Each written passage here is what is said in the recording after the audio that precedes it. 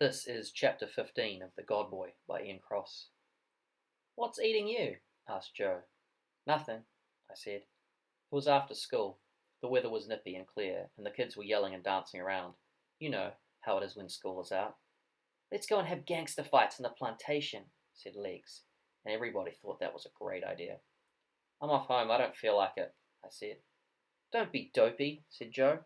"Come on, it's too early to go home, and it's a good day for gangster fights." "I just don't feel like it." "You might be on the losing side," yelled Legs. "Scared I might give you a thumping for this morning, aren't you?" He knew darned well he couldn't give me a thumping.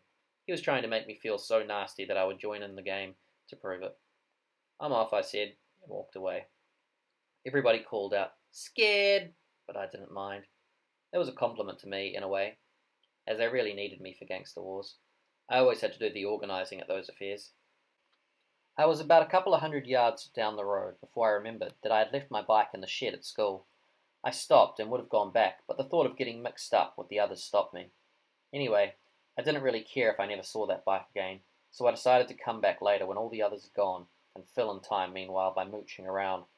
Joe was right, of course. There was something eating me, and I began to lose my temper in a way that was new to me. Dad and Mum fighting on the steps, getting off my rocker about religion, and kidding myself that God had actually appeared and was going to fix it all up, making a fool of myself with Father Gilligan. I thought of these things one by one and became more and more worked up. I tried to think of a decent thing that was left for me, and of course couldn't. There wasn't a blasted thing, and I realized that for the first time in my life. I reached the intersection and looked up to the road at home. The house looked silent and unfriendly away at the far end of the road. The lupins and marram grass were flat and dead-looking about, and even the sound of the sea was heavy and dumb, as though my ears were blocked.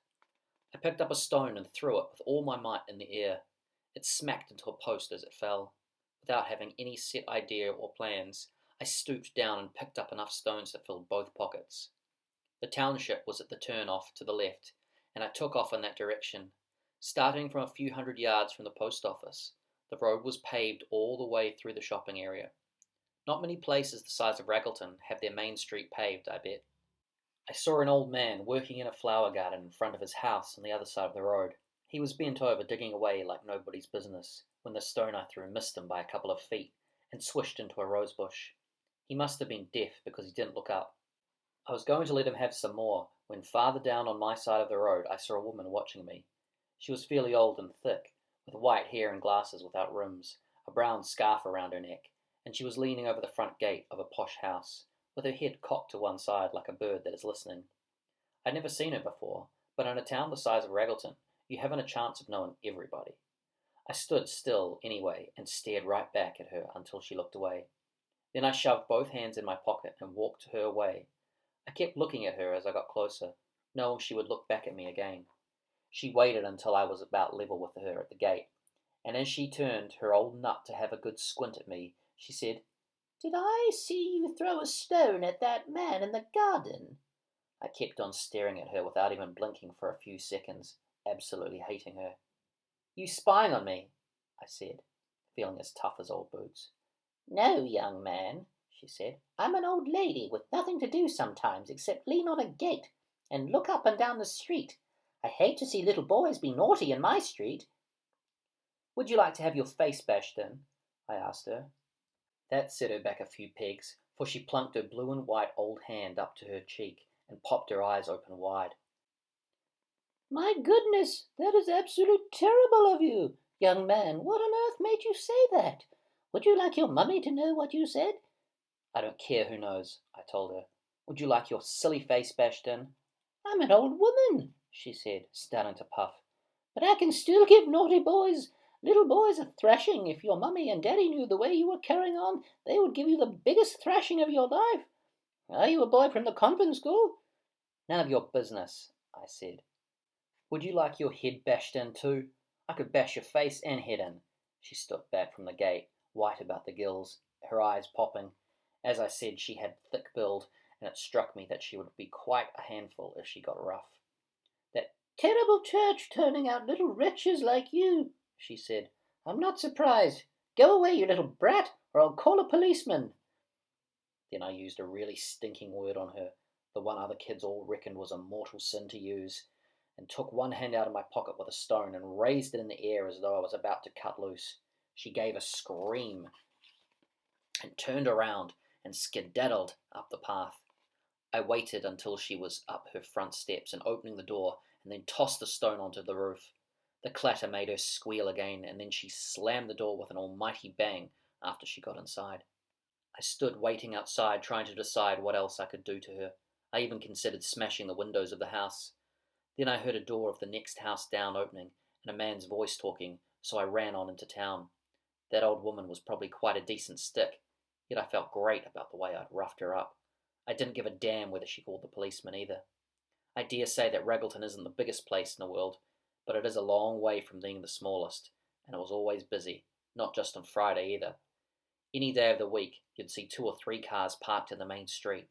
Most of the shops had their corrugated iron verandas painted a decent red or green, though there were some, I admit, that looked a bit brown and rusty. Anyway, when I got there this afternoon, the fact that there wasn't a soul to be seen in the street was unusual, but it was luck, I suppose. I stood outside the fruit shop until I got my breath back, looking at my reflection in the window. I closed my hands into fists and bit my teeth together and kidded myself I looked like dynamite. At the back of my reflection were piles of apples, bananas and stuff, and strings of onions hanging down from the roof. I stared so long that I got to seeing them as being dark, ugly sins in my body, smelling and dirty, but my tough face showed that I didn't give a damn. I was the toughest person in the whole world, and then inside the outline of my body, a devil's face slowly took shape. It came to my chest, a dark, ugly thing with big lips that looked hot around yellow, pointed teeth, eyeing me in a friendly way as though it had been feeding on what was inside me and was trying to show how pleased it was. I looked at the little black marks in its cheeks, the big red hot holes on its nose, the steaming red lips and the coal black hair, and then into its hot red and white eyes. Then one of the eyes winked. I shoved one hand into my pocket and screamed, "Keep away from me!" In one grab, my hand got a couple of stones, and I threw them with all my might into the middle of the face. The window glass crashed around like an explosion, and the face twisted up and the mouth stretched wide open. And in all the noise, somebody else screamed too. I turned and ran on down the street. A funny voice behind me started to yell, "Help me! Help me!" And a man bumped against me outside the barber's shop as he came running out. I kept going, hearing all sorts of noises, until a couple of hands caught me by the shoulder as I smacked right into a man's stomach. "What's the hurry, young fellow, me lad?" a voice I knew said. I looked up, and there was Joe Waters' father grinning down at me. He was in his shirt sleeves, and he looked as though he could take care of anything. "There's been an accident up the road." I was scared, I said. "So that's what all the commotion is about," he said, and let me go. "Well, don't be frightened. It won't be too bad. Somebody fall off a bike, eh?" "In a window, I think." He looked so big, with his strong-looking chest and belly, that even though he had a fancy silver clip around his shirt sleeves and a gold pin shoved into his tie, I felt like hanging onto his leg and asking him to take me home.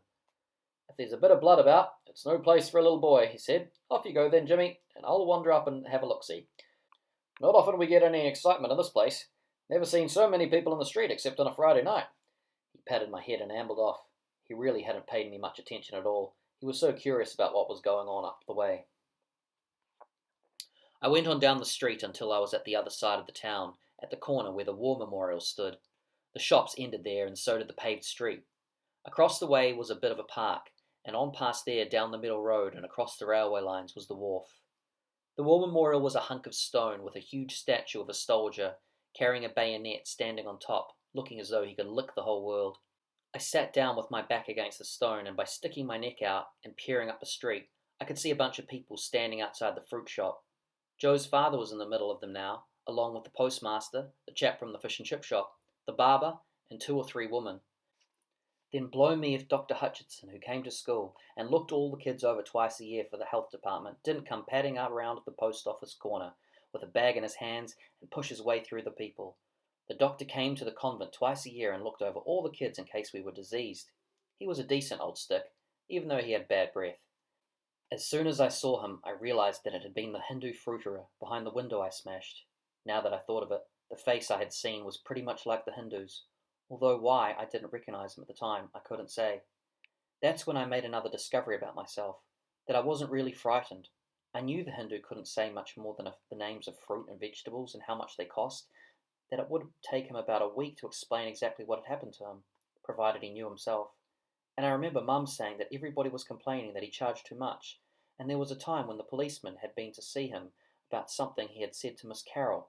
A bunch of us kids had made a special trip into town at the lunch hour about 6 months before to have a look at him when we heard about that. Joseph Kane was scared, so we had only looked into the shop from the other side of the street. We never knew what he had actually said to Miss Carroll. League's Hope said it was probably something to do with her being a Presbyterian, so I knew there wouldn't be anybody who would fuss much about the Hindu. So I wasn't frightened. In fact, I began to feel tougher. I took another stone out of my pocket and started bashing it against the bottom of the memorial against the words, "In memory of those brave men of Raggleton who laid down their lives for king and country in the Great War, 1914 to 1918. Underneath, there was a new set of words, not chiseled in the stone like the others, but on a bronze plate saying, "In proud memory of the men of this town who died while serving their country, 1939 to 1945. I thought of all those dead men, of how tough they must have been, and of how many Germans and Japanese they must have killed before they copped it themselves, and how when they were my age, they had probably been too scared to smash a shop window in somebody's face, although they might have been tough with some old lady. I chipped away with my stone, thinking of the thumping great memorial for me they might one day build at the other end of the town. I'd be standing with my fists clenched and my feet on a pile of broken up enemies, and there'd be a sign underneath, "To James Sullivan, V.C., who saved his country in its hour of need." I got tired of that nonsense, of course, and took off down to the wharf, hoping to see Bloody Jack. Past the park and along the metal road, across the railway line that went to the freezing works, I bowled along, now and then lashing out in the air with my fists, dying to have a crack at somebody. The wind was blowing from the direction of the works, and there was a horrible stink in the air. A couple of lighters that took cargo out to the ships across the bar were tied up at the wharf, and some empty railway wagons were standing alongside them. Between two of the wagons, and up past the furthest lighter, I saw Jack sitting on the edge, holding a line in one hand. Beside him was the dirty old sugar sack, in which he carted his bait and any fish he caught. He was wrapped up in his dirty old coat, staring into the water, chewing away on his cud like a dirty old monkey. I took a fairly big stone out of my pocket and aimed it carefully at him. As soon as I had thrown it, though, I dropped flat on the ground beside the wheels of the wagon, where I couldn't be seen. I knew it was going to hit him, and sure enough, he let out a noise like a bad cough.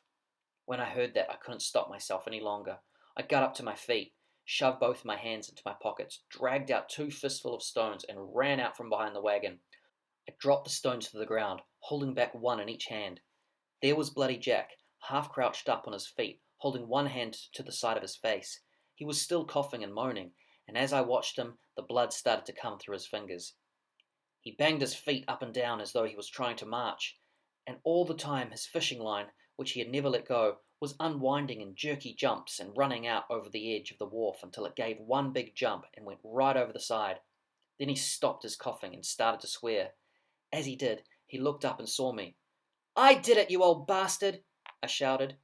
Well, you should have seen his face. It was the first time in years, I bet, that he really opened his eyes wide open. Usually they only peeped out from under floppy, yellow-eyed lids. He kept holding the side of his bleeding face as though he was having a bad dream, his black fuzzy chin working up and down and his mouth opening and shutting like a fish when it had been pulled out of water. "I'm going to bash you to pieces!" I shouted again, and belted another stone at him. He was about 10 yards away, and it hit his shoulder.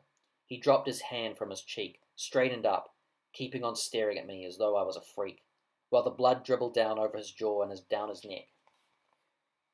"Jimmy," he said in a soppy voice, "what's wrong?" "I hate you and I'm going to kill you," I yelled at him. I shifted the other stone into my throwing hand and flung it at him with all my might. It missed his head by a whisker. Those old eyes of his blew up like skyrockets, and he started walking toward me slowly, one hand held right out in front of him, as though he was in the middle of a fire. Somehow, this was what I wanted to happen. I was holding my ground under attack from all my enemies, lashing out at them until they killed me. not giving a damn. I grabbed some more stones out of my pockets and started to throw them at him as hard as I could, screaming at the top of my voice with my eyes closed. If I hit him and how many times, I don't know. My right arm seemed to be throwing again and again, and I was flashing about in my mind that I must have flattened him when I felt a terrific bash on my ear and another on the elbow of my throwing arm. My shoulder simply went bang, and it didn't seem as though I even had an arm any longer. I opened my eyes, still screaming, and saw Jack, bigger than I had ever seen him, standing over me, sticky red and black and dirty in the face, his eyes wild, his arm raised high. Then there was just his hand slapping down and across me, first on one side of my head, and then on the other, and a grip on my shoulder that felt as though it was eating me away. I kept screaming until there was nothing left, and then I closed my eyes, and the next thing, I was flopped on the wharf, not caring, and hearing Jack spluttering and panting a long way away. My head was in my arms, and my face against the timber of the wharf. I wouldn't say he'd knocked me out, but he must have come pretty darn close to it. I was still hazy when Jack's arm went under my chest to lever me over onto my back. He was on his knees beside me and looking down as mad as a meat axe. "If you try to run away, Jimmy, I'll thrash you to within an inch of your life," he said, and got to his feet and walked away. I sat up and watched as he went away. I sat up and watched as he went way down to the wharfie's shed, where there was a tap, and splashed his face and head with water. My shoulder was aching, and the sides of my face were numb, and one ear felt as though it had been pushed into my head. He bent over as he dried his face with the inside of the bottom of his coat, and came back. I couldn't help noticing that he really wasn't so old as I had thought. He was doing everything in a hurry, not shuffling about like he used to. He had straightened up a little bit taller than he had been. His eyes were still wide open and bright, and when he spoke he sounded as though he meant business, though he was puffing a bit. "Now, what in the blazes got into you, boy?" he said. "If you tell me any lies, I'll skin the hide off you, and even your parents won't recognize you. No, sir. A boy like you, my God, I don't believe it. I don't indeed." Where the stone had hit him in the cheek was a raw mess, with a big hunk of skin missing. As I looked up to him, my throat choked up, seeing more drops of blood squeezing up into big dots like that on his face. All I could do was shake my head. "I'm going to take you home with me, and show your mother and father what you've done. How would you like that, eh?" When I still couldn't say anything, he smacked his hands together and yelled, "Are you hurt, boy? Stand up and let's see how you are. Stand up now, this minute." I pushed myself to my feet, and he grabbed me by the shoulders and half squatted so that he could look at me level in the face. "How's your head? You're not dizzy now?" he said. He took my chin and turned my face to each side roughly, then he grabbed my right arm and said, "How's the throwing apparatus, eh?" and lifted it up and worked it around, and then pushed it up and down from the elbow. "All honky-dory, boy. Everything's still working. Nothing broken?" I nodded my head as he pushed me right away from him and repeated, "Now, what got into you, boy?" I suppose I could have talked by now, but I decided it was no use. I did try to think of an answer to his question, but none came. What I had done was so bad that I couldn't really believe it had anything to do with the actual me. Anyway, I just shook my head again, and after a few minutes of trying to make me talk, Jack got fed up. "If it wasn't for the fact that all the starch has been knocked out of your son, and you've always been such a friendly little cuss like, I would see that you got another whipping from your father, and maybe tell them Roman sisters that you teach what you've done," he said. "An old man doesn't much care, and all I'll say is that I never want to see you again down here or near me anywhere." He took me by the shoulder, turned me around, and pushed me so hard in the middle of the back that I almost fell over. "Get along with you, Jimmy," he said. "If I ever hear of you throwing stones at anyone else too, I'll tell the police what you've done this afternoon. I'll give you another licking too. But don't you ever come down to the wharf again, not ever." I didn't start walking straight away. He gave me a push in the seat of my pants with his foot, as though I was a mongrel dog hanging around trying to steal his bait. I moved away slowly, not hardly feeling or thinking, just going. Dumb, as though I was loony, off the wharf, across the railway line, up the park, where I crawled under some bushes for a while and cried a bit. That was the last time I went on the wharf.